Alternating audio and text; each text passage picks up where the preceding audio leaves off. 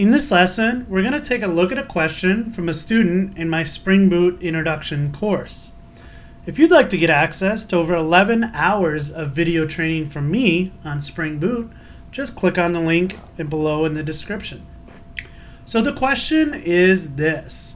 The student has a Spring Boot repository set up for Spring Data to access data, but they're really wondering, how can you use aggregate functions within the repository? So we're going to look at an example of this right around the corner.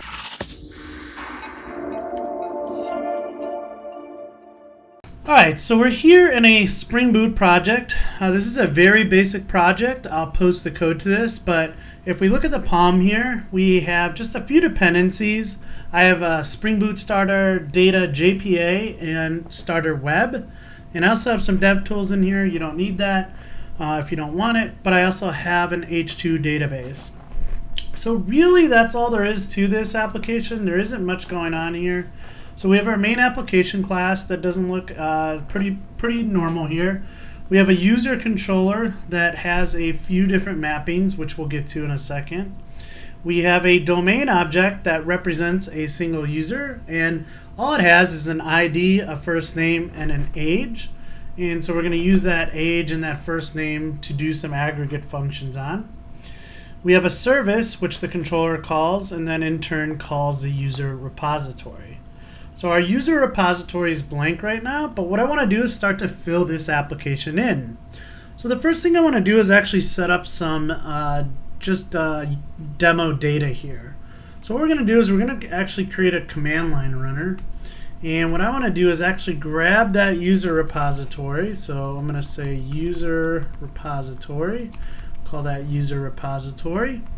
And all I'm going to do here is grab the user repository and save a new record.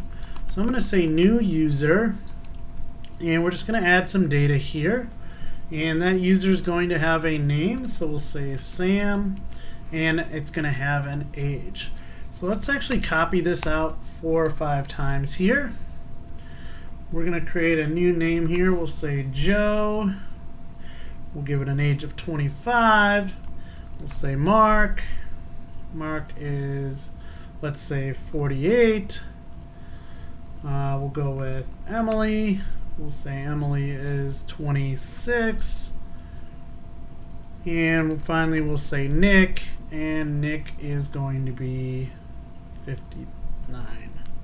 Okay, so those are all our users. So basically, if you know, the command line runner is going to actually execute after startup here. So right when the application is ready to go, we'll go ahead and insert some data. So that just gives us some dummy data to work with. And what we're really worried about here is the age, because I'm going to use an aggregate function for getting the average age of all of our users. And then we're going to do a max to get our max age based on excluding a particular name. It's just a stupid example, but there's 2 different ways I want to show you how to use aggregate functions in our user repository here. So that looks good. Again, our user controller here will just allow us to hit our user controller and get that data without actually.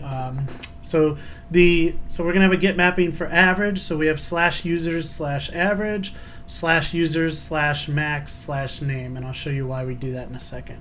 So that calls the user service, and the user service is broken right now because these methods are not implemented in our user repository. So let's go ahead and do that now. So let's start with age. If you don't know, if you have, I usually work top down. So in the user service, I would write out my method and create that inside the user repository. So if you didn't know, here in IntelliJ, you can just hit Option Enter, and we can go ahead and create that method inside of our user repository. So now we have a method. How are we going to get the average age? Because this get average age actually isn't following the standards that we use in a repository to kind of do some basic querying.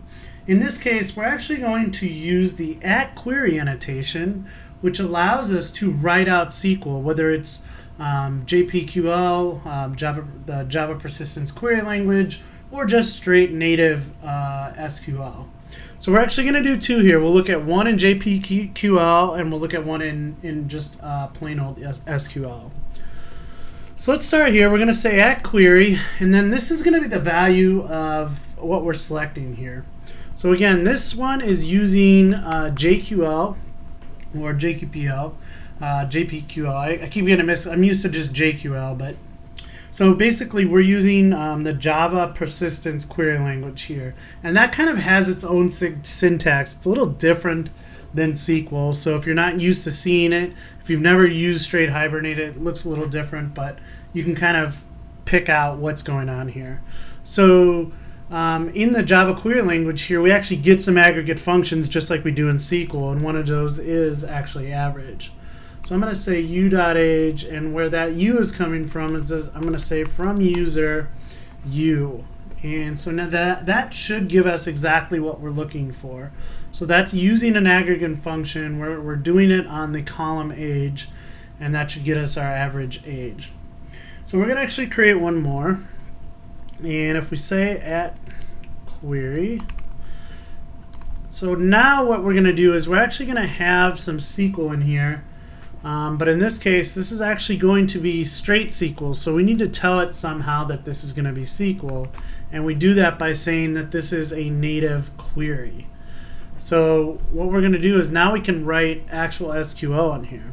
So I'm going to say select max. So again, max is an aggregate function from SQL. So we're using SQL here.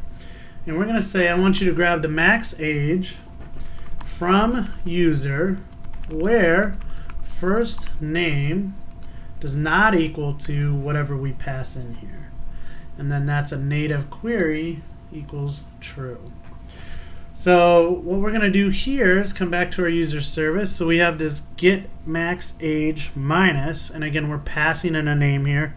Again, dumb example, but I just wanted to show you that we can use this in the case of SQL here, using an aggregate function and also passing in a parameter here. So let's do that. So now this parameter is going to get replaced with our name here. And so don't worry about the little squigglies here, especially when you're working in a repository. Sometimes it's just a warning that you don't have a data source set up, so it can't actually do some code completion or give you warnings, etc. So this is our value, this is our actual query, and this is going to be straight SQL, and so we need that native query equals true flag on here. So this should work now. So what we want to do is actually run this application, and the first thing that we're going to do is go to the /average, so users /average. Actually, I'll go to list first just so we can see that those records are there. Then we'll go to /average, and then finally we'll take a look at /max/name, which again we're just going to pass in a name to kind of exclude from our result set. And to do that, we'll just go ahead and get rid of Nick. Since Nick's the oldest, then it should show Mark as the max age. So our application started. So let's go ahead and go over here and go to users and take a look. So here we go. Here's all of our users. So now if we get an average age, we can just say average, and that's going to spit out 35. That's our average age. And finally, if we want to, we can say I want it to max, but I want to, what did we say? We want to get rid of Nick. And so now with Nick's 59 out, the max age is going to be 48. So that's just a quick little example of using the @query annotation to write both JQL and straight SQL and using those aggregate functions inside of our repository. So I hope that helped. Thanks for the question. I can't remember who asked that. I should have probably looked that up before I did. But thank you for that question. I hope this helped everyone out there. And if you like this, guys, please give me that thumbs up. Leave me some feedback. Let me know what you're running into, what kind of problems you're facing, and hopefully I'll get a video on that soon. So thanks, and have a good night.